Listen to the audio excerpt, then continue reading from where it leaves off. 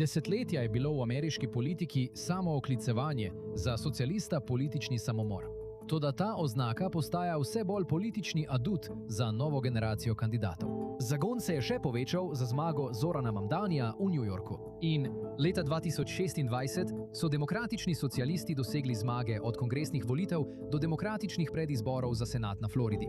Njihov glavni poudarek je predvsem na gospodarstvu. Nižji stroški stanovanj, močnejši sindikati, razširjeno zdravstveno varstvo in višji davki za premožne.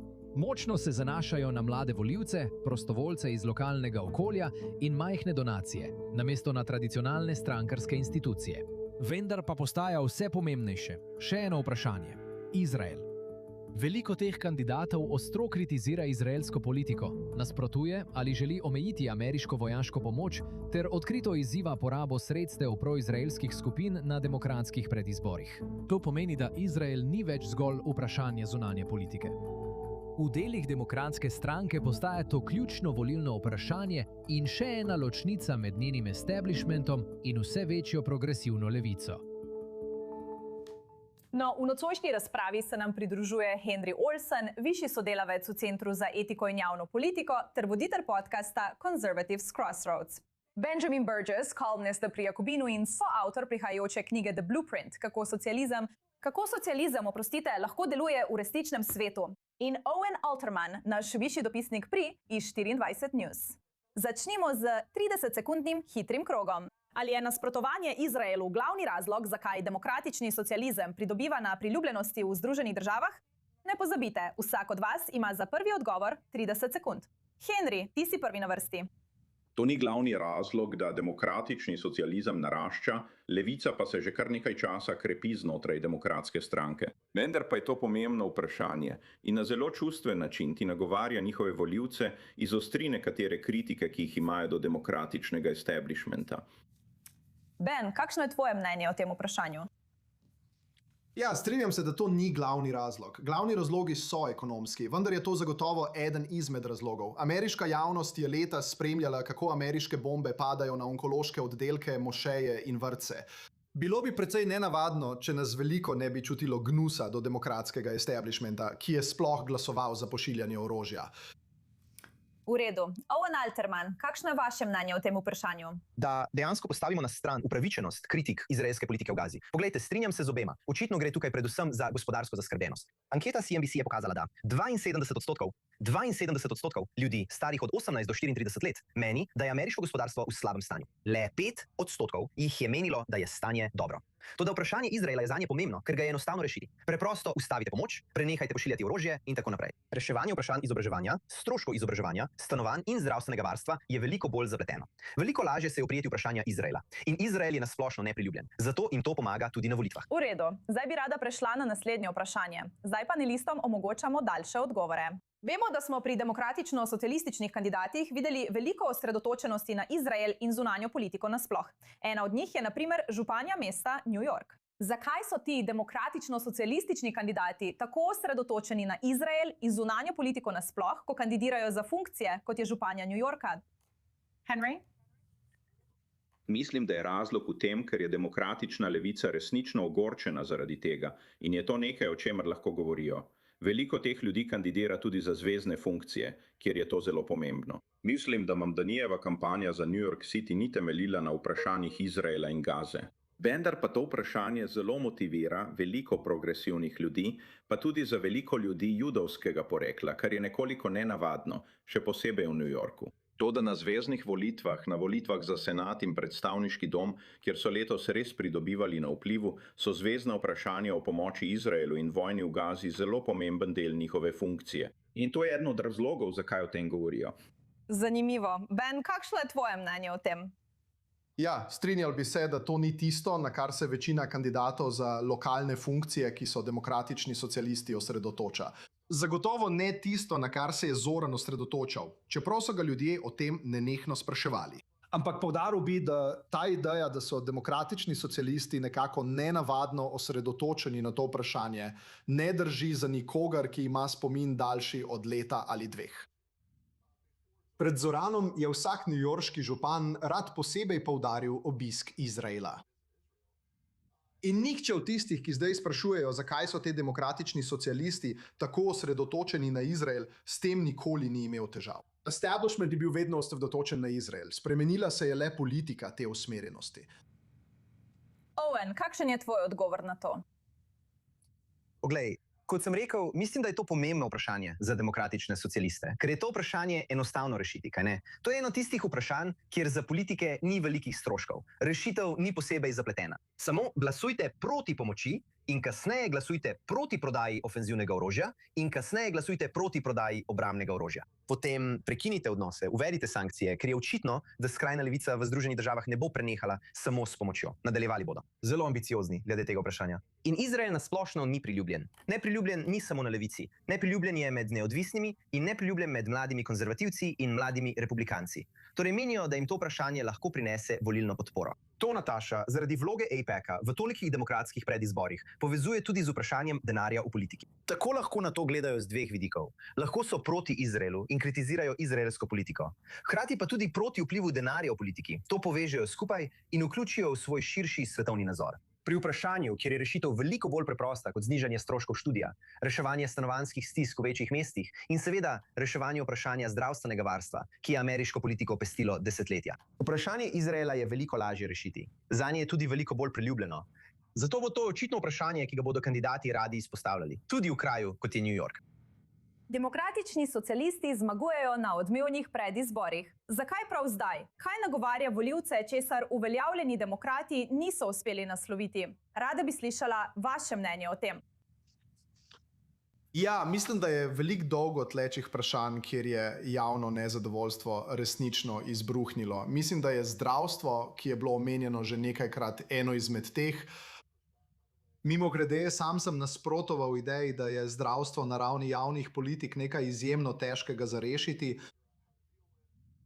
Demokratični socialisti imajo seveda zelo dosledno rešitev, in sicer prehod na enotni sistem zdravstvenega zavarovanja za vse, kar je ironično podobno tistemu, kar že nekaj časa obstaja v Izraelu. In pri tem ni nič posebej zapletenega. In ta poziv, da bi morali nehati zapravljati denar za bombe, s katerimi ubijamo nedolžne v tujini, in ga začeti vlagati v socialne potrebe doma, je nekaj, kar ima trenutno smisel za veliko običajnih Američanov. Henry, kakšno je tvoje mnenje o tem? Demokratična levica je v uporu proti demokratičnemu establishmentu že od časa Billa Clintona. Imeli smo upor znotraj demokratske stranke zaradi zakona o reformi socialne pomoči. Leta 2000 smo imeli izzive z leve strani na splošnih volitvah strani Ralpha Naderja in leta 2004 strani Howarda Deana. Mislim, da so zdaj nekatere stvari to razjasnile. Ena od njih so zelo resne gospodarske skrbi, saj so tisti, ki niso vključeni, večinoma izključeni. In če se nagibaš v levo, to pomeni, da se nagibaš k skrajni levici. In potem je tu še dejstvo, da je bil Donald Trump dvakrat izvoljen in demokratski establishment, ki se vedno predstavlja kot skupina, ki ve, kako zmagati, mora priznati več porazov. Za človeka, ki ga vsi demokrati prezirajo, a demokratični socialisti in progresivci ga še posebej prezirajo in sovražijo s 3 klicaji. Tako imate zdaj situacijo, kjer približno polovica volilne baze demokratske stranke po vsej državi želi se znebiti demokratskega establishmenta, ker so bili vedno nezadovoljni z njim. In še posebej so nezadovoljni, ker so po mnenju demokratskih progresivcev posredno pomagali omogočiti vladavino človeka, ki ga prezirajo. Vešin, rada bi se obrnila nate. Skoraj se sliši, kot da bi Izrael lahko združeval dele ameriške levice in desnice. Še posebej, ker slišimo enake kritike od... Naprimer, v tem pogovoru sta tako Henry kot Ben izrekla enake kritike glede ameriškega vojaškega posredovanja in zunanje pomoči.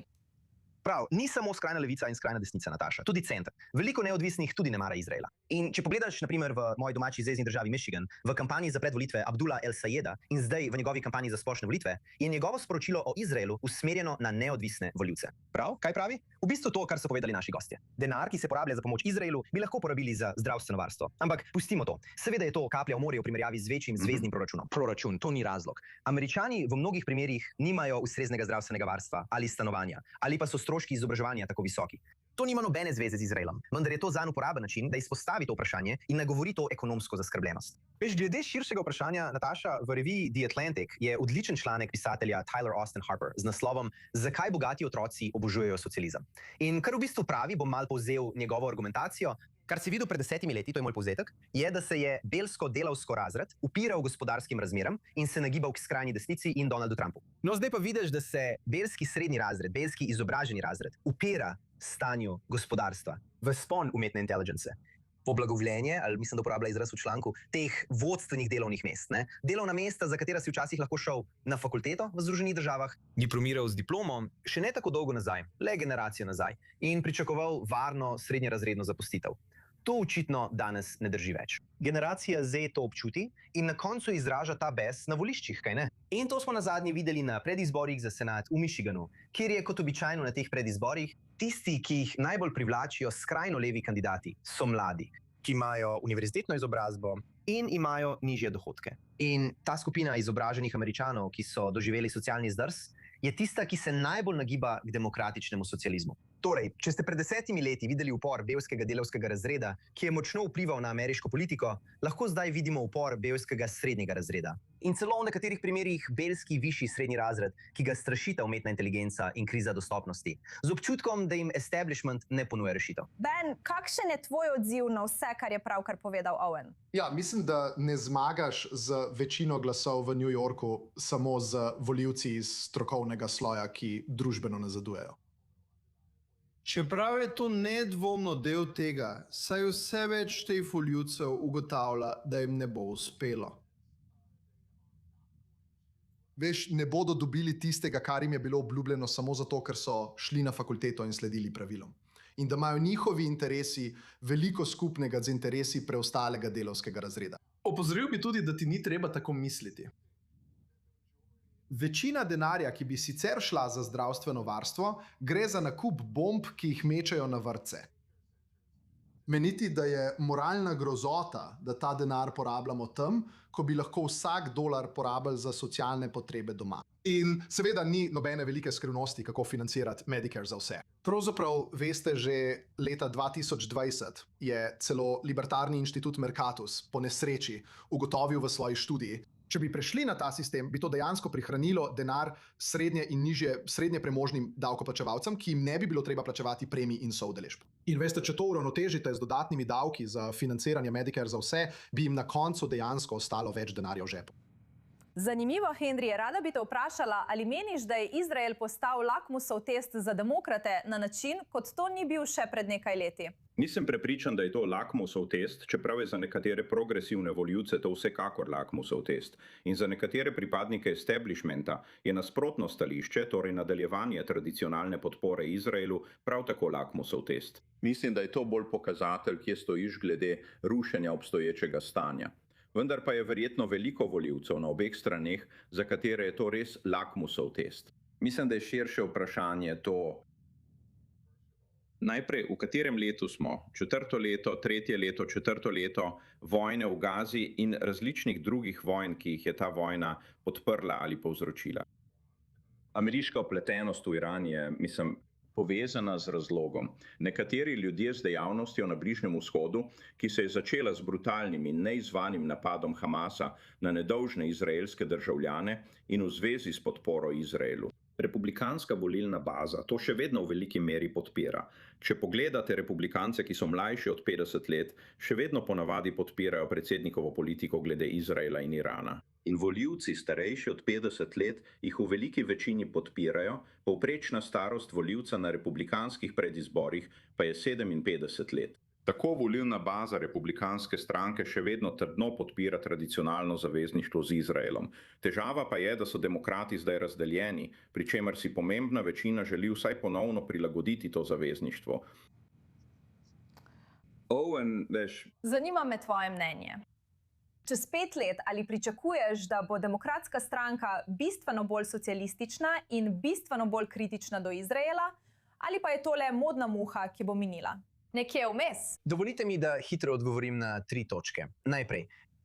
Izrael je ciljal bolnišnice in vrtce v Gazi, ker jih je teroristična organizacija uporabljala v nasprotju z mednarodnim pravom kot vojaške objekte za vojaško in necivilno uporabo, zaradi česar so po mednarodnem pravu legitimne tarče, seveda ob upoštevanju sorazmernosti civilnih žrtev in vse te analize. Zato je očitno zelo poenostavljeno tako opisovati izraelsko politiko v Gazi. Kar zadeva zmago Ramadasa, mislim, da ima Benjamin prav in prav je, da je to omenil. In na nek način so bili manjšinski volivci jeziček na tehtnici v mnogih teh demokratskih predizborih. Ali pa v New Yorku, kjer so splošne volitve v določenem smislu demokratske predizbore. In videli ste, da sta kandidata kot sta Mamdani in Angie Nixon na Floridi uspela, ker sta znala pridobiti glasove manjšin. In kandidat kot je Abdul El Sayed je komaj uspel, ker je bil med temi skupinami šibkejši. Zato bo zanimivo spremljati, kaj se bo zgodilo. Kar se tiče zdravstvenega varstva in njegove uvedbe, poglejte, morda je res, da je rešitev preprosta, vendar je izvedba lahko težka zaradi načina financiranja, ki smo ga omenili. Da odgovorim na vaše vprašanje o demokratski stranki, poglejte, mislim, da je nekje vmes. Ne verjamem, da bodo vse zahteve in vse želje demokratičnih socialističnih aktivistov v resničnem življenju izpolnjene v 5 letih preizkušnje na oblasti. Vendar pa res mislim in sem prepričan, da bo povprečni demokratski politik in povprečni demokratski volivec čez 5 let bistveno manj podpirala Izrael. In tudi bolj levo usmerjen ekonomsko, kot so bili demokratski volivci v zadnjih 20-30 letih. In to bo zahtevalo resnične spremembe v stroških izobraževanja, stanovanj in zdravstvenega varstva. Mislim, da to ne bo izginilo. In seveda to za Izrael in za organizirane judovske skupnosti v Združenih državah predstavlja velik izziv. Saj obstaja nevarnost, da bodo njihovi glasovi in vpliv zasenčeni strani te velike, precej večje skupine ljudi, ki ima zahteve glede teh vprašanj, tudi glede Izraela. Ben, videla sem, da si zmajeval z glavo. Mislim, da nihče, ki ima možgane, tega več ne verjame. Vsak vrtec, vsak onkološki oddelek, vsaka mošeja, vsaka univerza, vsaka osnovna šola v Gazi. To je bilo bombardirano, ker naj bi bilo uporabljeno kot vojaški cilj. Veš, uporabljeno za vojaške namene, tam naj bi shranjevali orožje. Mislim, da je to popolna fantazija in preprosto ne vem, če skoraj kdorkoli na svetu, razen v sami Izraelu, še vedno verjame v to leta 2026. Tako da, ja, mislim, da je to popolna neumnost. Kar se tiče možnosti za to, kaj se bo zgodilo v naslednjih 5 letih, mislim, da bi bilo nespametno biti preveč prepričan glede tega. V 5 letih se lahko veliko spremeni, ampak to bom vseeno povedal. Osnovne sile, ki ženejo navadne Američane v odpor do našega plenilskega zdravstvenega sistema in do naših grozno protisindikalnih delovnih zakonov. In ja, tudi zunanjo politiko, ki vključuje stvari, kot je podpora Izraelu, te sile ne bodo nikamor izginile. In kdor misli, da bodo, laže samemu sebi. V redu, rada bi slišala, kaj imaš za povedati, Henry? Ja. Mislim, da se demokratska stranka že kar nekaj časa pomika v levo in veliko vprašanje bo, ali bodo demokratični socialisti prevzeli oblast. Mislim, da je ne bodo. Ampak ali lahko demokratska stranka, ki izgublja podporo med ameriškimi volivci, kar se tiče tega, ali so pripravljeni reči, da so demokrati, ali lahko to še naprej počnejo, medtem ko se ljudje pomikajo v levo? Na volitvah leta 2024 je Kamala Harris dobila 95% demokratov in enega neodvisnega. Izgubila je volitve in izgubila večino glasov, ker je prvič po letu 1932 na volišča prišlo več volivcev, ki so rekli, da so republikanci. Mislim, da lahko republikanski populisti odgovorijo na gospodarske zahteve srednjega razreda na način, ki je morda bolj privlačen za ljudi, ki se počutijo zapostavljene zaradi demokratske stranke, ki se pomika v levo. Sredinski volivec demokratske stranke je bolj levo kot pred 6 leti. Sredinski politik demokratske stranke skuša dohiteti svoje volivce. Vprašanje pa je, da se s tem očitno povečuje tudi razkorak s povprečnim ameriškim volivcem, ki je bolj v sredini. In če bodo republikanci znali to izkoristiti, bomo morda res videli demokratsko stranko, ki je na levici, a je hkrati tudi izključena iz oblasti. Mislim, prav tako je pošteno reči, da se povprečen republikanski volivec prav tako oddaljuje od podpore Izraelu. Podobno kot demokrati, ki se zdaj pomikajo bolj na levo. Mislim, da je to nekaj, kar je večinoma omejeno na republikanske volivce, mlajše od 45 let. Republikanski volivci, starejši od 45 let, še posebej tisti nad 50 let, skoraj enako močno podpirajo Izrael kot pred iransko vojno, pred vojno v Gazi. In kot sem rekel, sredinski volivec na republikanskih predizborih, tisti, ki določajo, kdo bodo izvoljeni, je star 57 let. Torej ja, do neke spremembe je prišlo, vendar je to močno pretirano. In druga stvar je, da večina Američanov ne ve veliko o Izraelu. Mnogi med njimi, mlajši od 35 let, so odrasli v času, ko Izrael v bistvu pomeni Bibi Netanjahu. In na neki točki, pa naj bo to oktobra ali čez nekaj let, Bibi Netanjahu ne bo več predsednik vlade. In ko bomo videli drugačno izraelsko vlado, tudi če bo ta močna ali stroga glede varnosti, ampak ni obremenjena z nekaterimi njegovimi posebnostmi in njegovimi osebnimi odnosi z Ameriko ter drugimi tujimi voditelji. Zelo verjetno bomo videli ponovno rast podpore Izraelu, ko to ne bo več vprašanje enačenja Izraela z Bibijem.